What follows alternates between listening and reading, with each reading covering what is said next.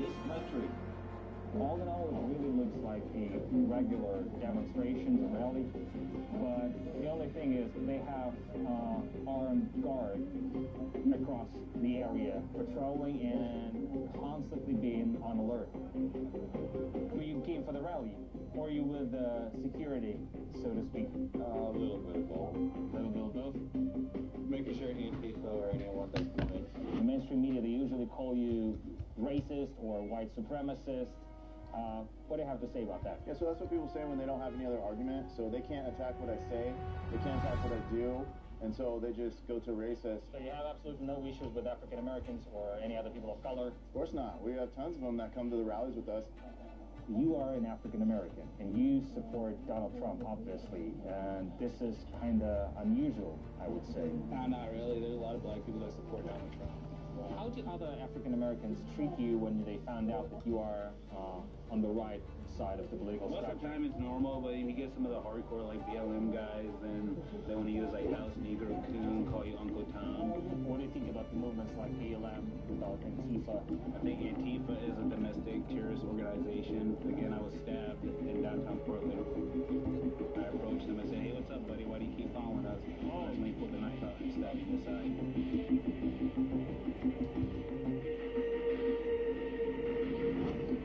That's kind of one of the local stars here at the rally. This guy, his name is Philip, who was punched brutally in the face. He lost his teeth.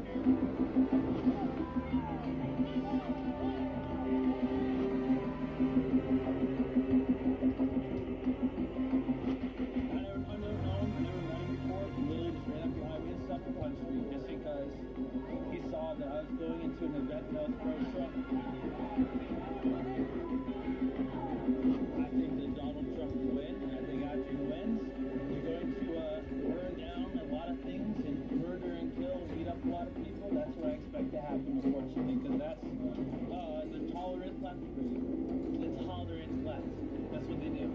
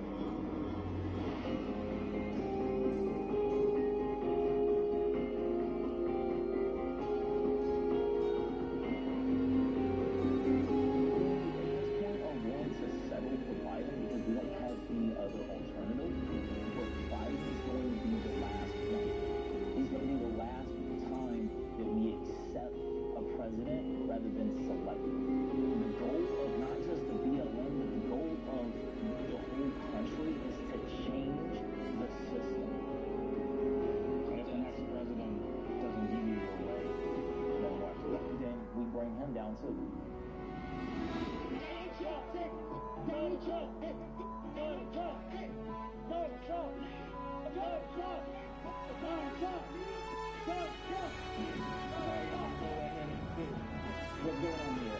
This is one of the many PDX chapters for the BLM movement. This was a kind of a get-together to help boost the spirits. We ain't coming. We don't stop. I ain't gonna stop till my body really drops. I get arrested. I got some charges. I touched from the job. Like I was partying. What was their closing line? It was something about the revolution. What time it is? What time is it? What time is it? It's revolution time. Is it? It's this. We are going to make this country great for the first time since Christopher Columbus stepped foot on it.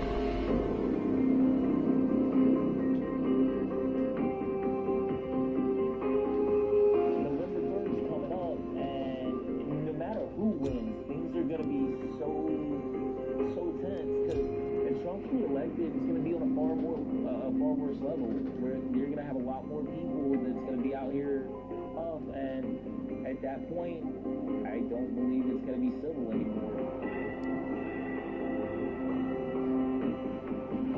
So, it's a wrap for tonight. There wasn't much of a protest going on in Portland this weekend, which is weird. But as many people who we talked to think, this might become before the storm, before the election. ¿Cómo estás? Un saludo. Pues bien, ambiente electoral aquí en la ciudad de Miami, en el estado de Florida y en todo el país. y mucha expectación, y es que avanza esta jornada electoral aquí en Estados Unidos con una muy alta participación, al menos eso arrojan los primeros números, de hecho 7. And Tom Brown Pittman is standing up. The tree needs water.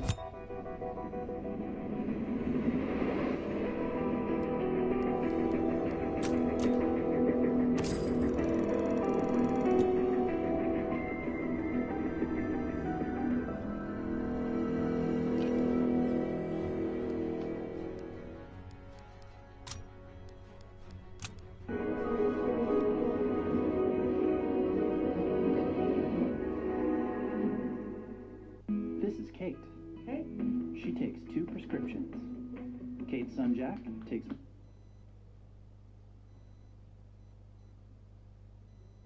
Trump does. Loved as intensely as he is loathed, Donald Trump has become the biggest issue on the ballot. And tonight, Americans and many around the world will be watching how he reacts to the results, win or lose. I'm not thinking about concession speech or acceptance speech yet. Hopefully, we'll be only doing one of those two. And you know, free for all. Winning is easy. Losing is never easy. Not for me. Remember your training. Make us proud. Rival Joe Biden is the man determined to turn Trump into the loser.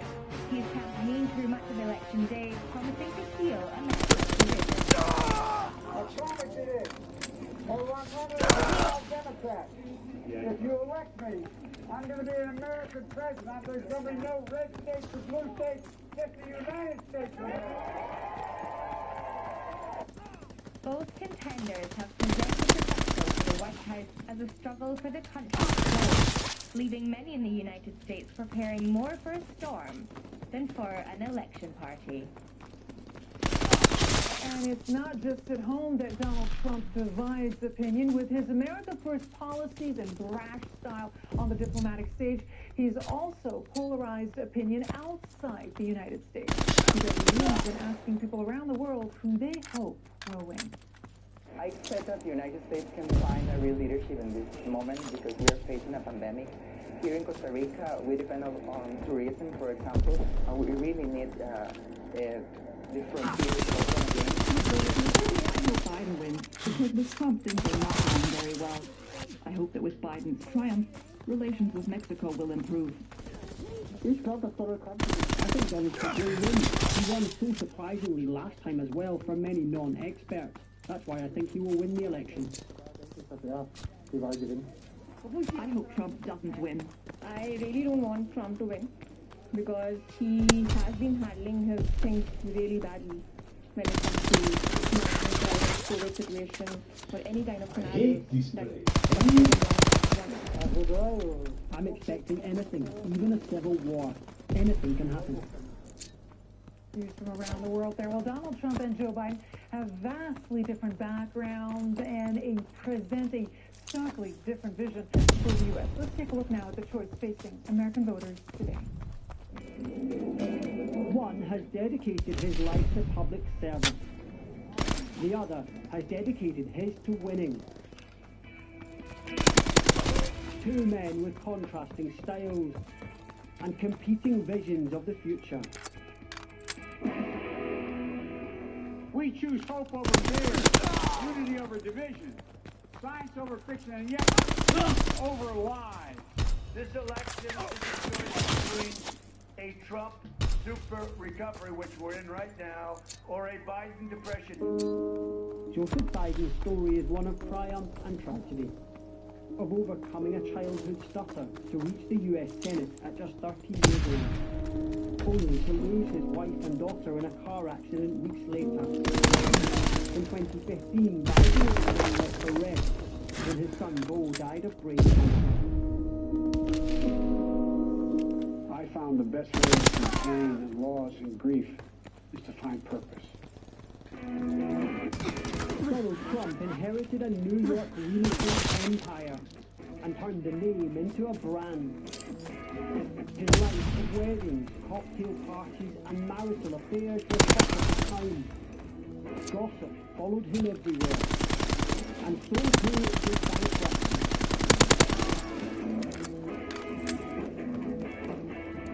democracy so much, Fred.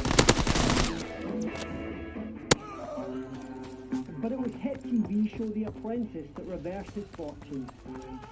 The prestige helped turn Trump from hapless New York businessman to long-shot presidential hopeful. While the two adversaries are white men in their 70s, the similarities end there. For decades, Biden rose to the place of wealth, while Trump enjoys the trappings of wealth. Biden spent his career shaping his foreign policy views and forging friendships abroad. Trump peddled conspiracy theories about Barack Obama. Our president has finally released a birth certificate And ran for office on a nationalist ticket. for a total and complete shutdown of Muslims entering the United States. So help me God. Congratulations, promising isolationism. It's going to be only America first. Which saw him embrace dictators and foes while pushing NATO allies around. Enemy recon aircraft in the air. I am announcing today the United States will withdraw from the Iran nuclear deal. From the Paris